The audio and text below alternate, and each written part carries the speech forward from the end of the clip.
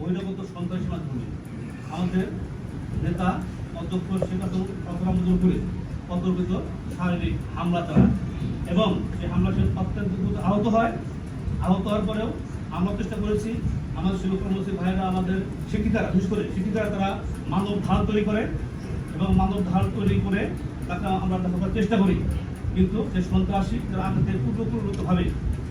দেশীয় অস্ত্র দিয়ে হামলা করে এক পর্যায়ে শাহবাগ পুলিশ বা পুলিশ দশের পুলিশ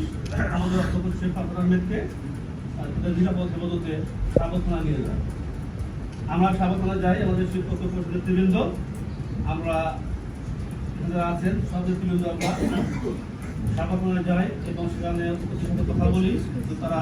কোনোভাবে তাকে পুলিশের বিরুদ্ধ মিথ্যা অভিযোগ আটকে রেখেছে। আমরা আমাদের অধ্যক্ষ শেখ হাসিনা